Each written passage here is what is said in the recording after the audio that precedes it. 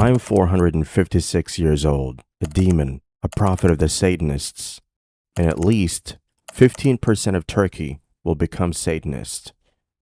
These, among other things, were what F.A. ZEBANI claimed while led a group of Satanists and became an internet sensation.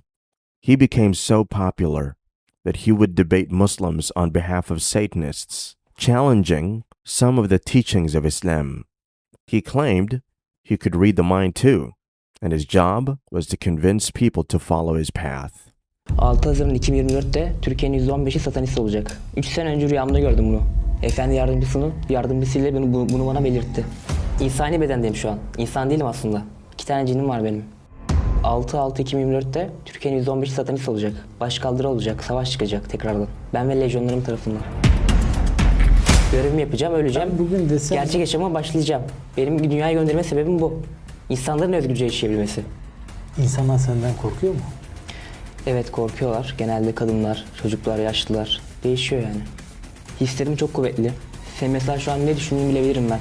Sana birazdan bir şeyler düşünüp söyleyeceğim. Bakalım onları bilebilecek misin de. His appearance would easily lead some people to have some conclusions about him, and in the past, they would be right. Pink hair, multiple piercings on the face, and some immodest choice of clothes was the normal appearance of F.A. ZEBANI.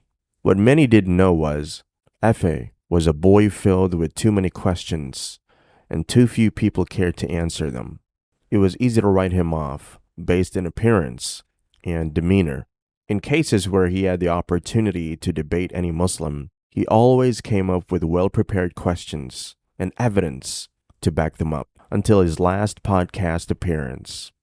F.A. first appeared on the Turkish podcast, Underground, about 3 months ago, where he made the claims previously stated.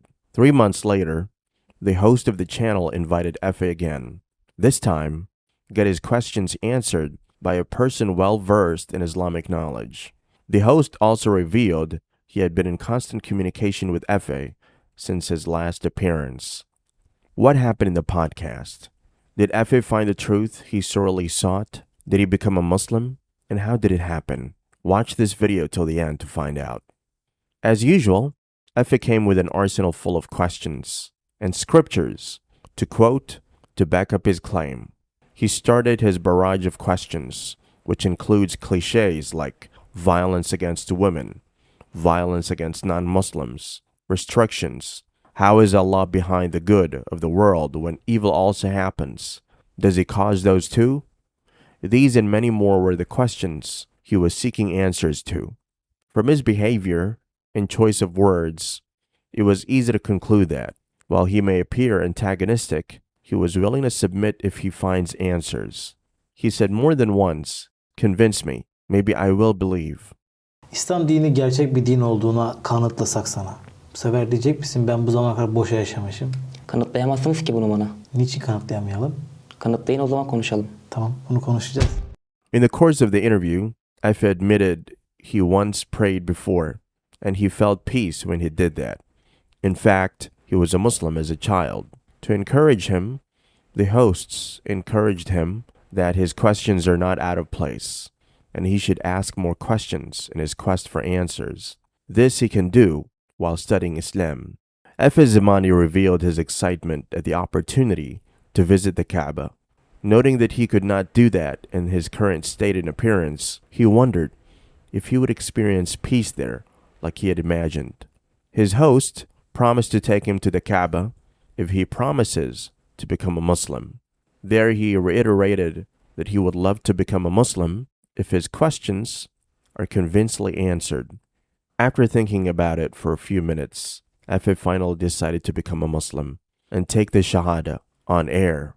Eşhedü enne ilahe illallah ve eşhedü enne Muhammeden abdühü ve resulü. Ne güzel bak. Elhamdülillah. Rabbimin şehadetine kabul et. He went further to observe prayer with a group. In concluding the video, the host promised that F.A. would be circling the Kaaba by the time the video is released, and this I can confirm to be true as F.A. posted videos of himself in Mecca a few days ago. MashaAllah.